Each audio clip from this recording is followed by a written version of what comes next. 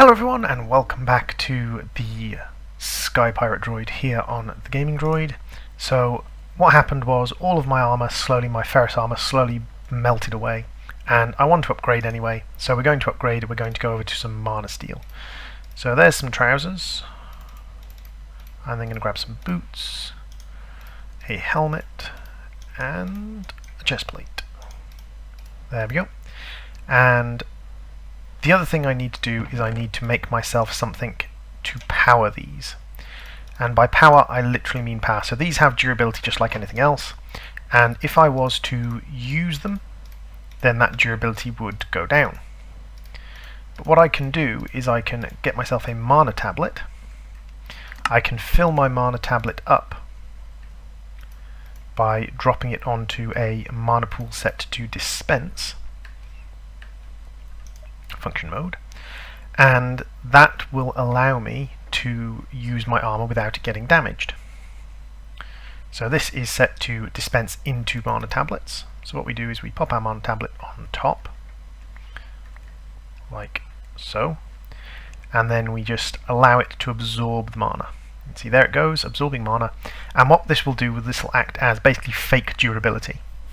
So it will protect our armor from being damaged. As you can see, it does use a lot of mana from the mana pool, but I have a decent mana generation system at the moment, and my armor doesn't take that many knocks. I can also enchant Britannia armor, so I think that is a full, yep, that's a fully charged one, so that can go up there, and then I can pop my armor on, so I'm a nice bright blue now. Yeah, pretty. So that allows me to have a decent level of armor, and I can also enchant it using the usual enchantment table. So that's a replacement for my armor. So what do I want to do next? What am I sort of working towards next? As far as the quests go, we do have several quests complete. Over in Tinker Toys I did create some steel, which was quite easy to create. You just I'll show you. You just cook up steel, molten steel, recipe. There we go. You just cook up some pulverized iron with some pulverized coal or pulverized charcoal in an induction smelter. So I made some steel, which gives me another steel block. And I also made some endurium, which is ender eyes, shiny silver, some mana steel, which you just saw me use, which is steel thrown into iron thrown into a mana pool, and some signalum, which will get me a terra steel ingot. And the terra steel ingot is part of Britannia, so I'm going to leave it over here with my Britannia items. It's quite interesting that they give you a terra steel ingot, because one terra steel ingot is what you need to create the Alfheim portal. So, as well as that, I've also probably completed, yes, mob hunters, so I don't have to worry about that. That's just another diamond. So over in Britannia, we have a Britannia brewing stand, which allows us to create brews using Britannia items, and can produce some very powerful things called vials and flasks, and these are potions that have multiple uses. But it does use mana from Britannia, and it does use a selection of items to make these as well. But what I would like to do is I would like to do a little bit of work on just tidying up and setting up the farm area. What I'm going to do is I'm going to split it down into little 2x2 plots, and I'm going to have multiple things growing. So I'm actually going to redesign this whole area. I'm going to leave my tower where it is. I'm going to redesign how this all works in relation to the tower. So that will be a build episode coming soon.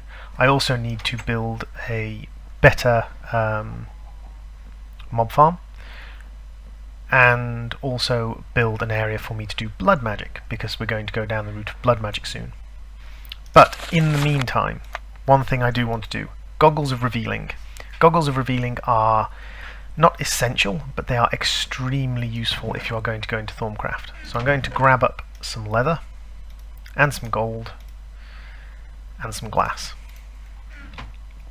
and we're going to head up to my Thorncraft room, and we're going to do a little bit more Thorncraft because there's some useful things we can do from and for Thorncraft. So first things first, we need to create 1, 2, 1, 1, 2, 1, and then we need 4 of my most numerous, which is water shards, and we can create 2. Is that wrong?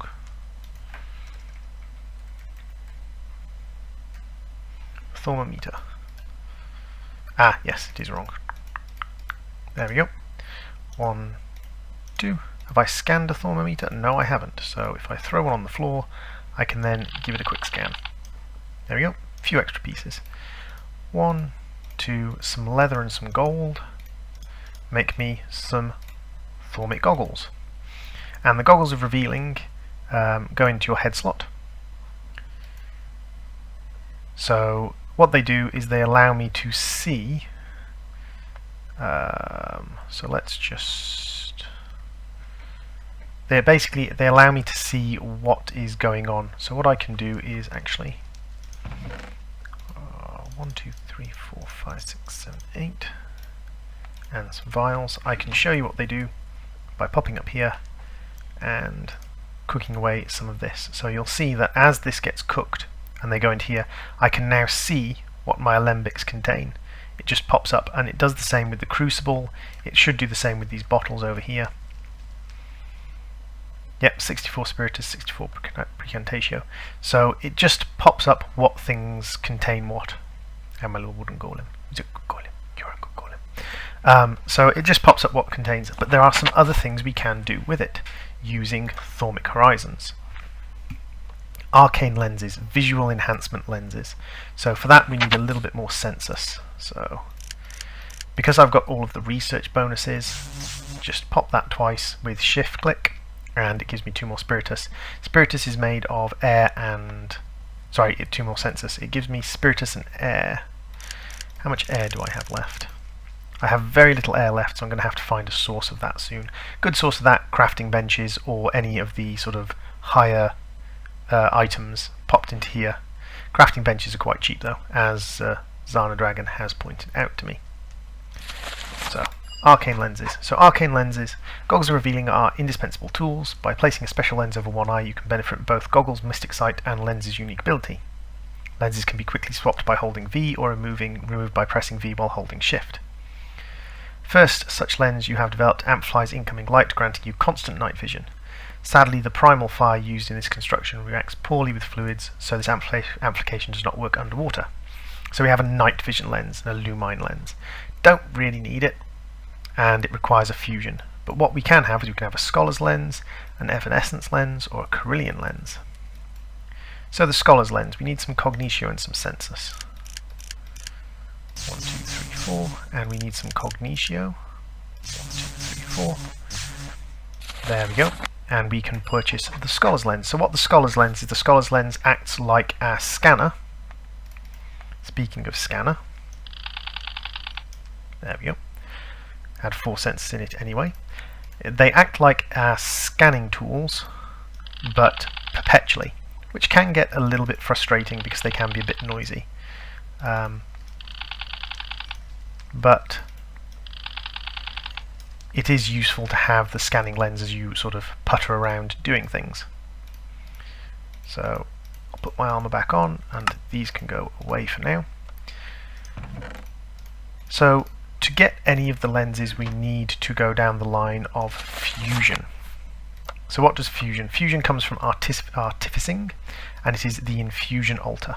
So we need to create a runic matrix. We need to create arcane pedestals. We need to build the runic matrix and activate it. Now the runic matrix costs 40 ordo.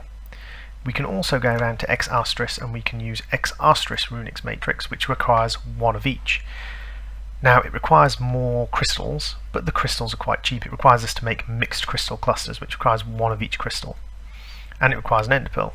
So you can either go with a very cheap cost essence, or you can go with a more expensive essence cost but cheaper materials, and it's really up to you. I think I'll probably go with the more expensive material cost because I think I do have 1, 2, 3, 4, 1, 2, 3, 4, 1, 2, 3, 1, 2, 3, 4, 1, 2, 3, 4. Yes, I do have enough of everything, and they're not too hard to get hold of. So 1, 2, 3, 4, 5, 6, and there's our mixed clusters. And what we can do with the mixed clusters is we can actually scan them, and they should give us a little bit of everything and quite a bit of magic. So there we go, there's our mixed clusters. We have some arcane stone here, so we can put 1, 2, 3, 4, 1, 2, 3, 4, and we need an ender pearl. So we can go and fetch an ender pearl from down here. And this will be a much cheaper version from an essence standpoint, which I prefer because at the moment I'm getting most of my essence from killing mobs, which is a little bit more expensive than I would, or a little bit more time consuming than I would like for my essence gathering. So the runic matrix is the start of the fusion matrix, and the fusion matrix is a multi-block structure. So the next thing we have to do is we have to build the pedestals. So over in the Thormonomicon, the pedestals are air, and they are a set of arcane blocks like this. We probably need probably about 10 of these all told. Is there a cheaper way of building those? No, there isn't. That's okay. So we're going to go 1, 2, 3, and then we're going to go.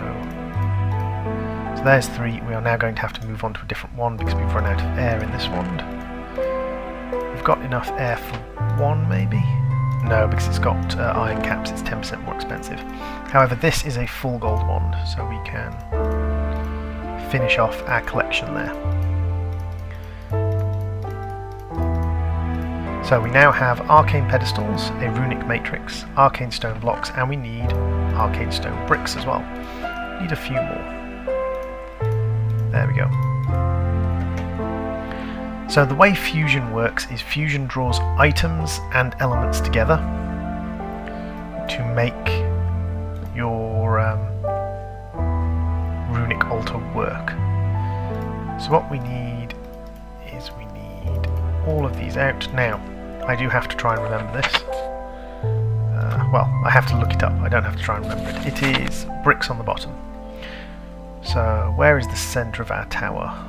1, 2, 3, 4, 5, 6, 7.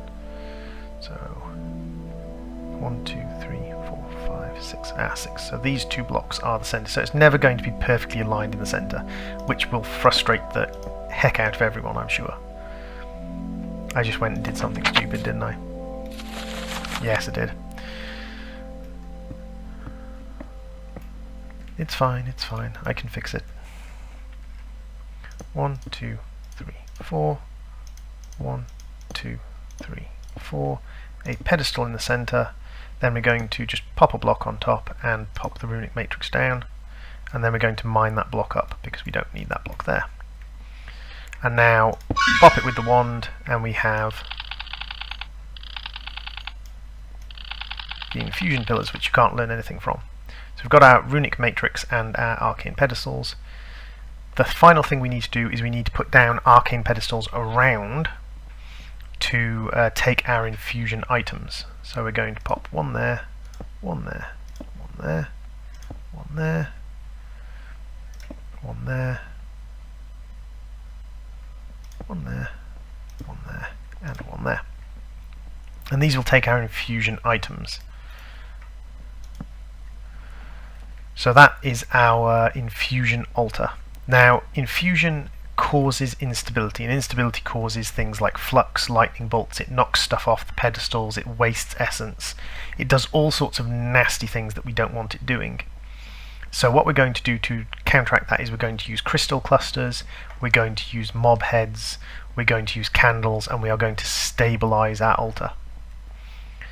I may basically rise the tower up another level later on and use another level for this, but in the meantime that is going to be our thormic infusion altar.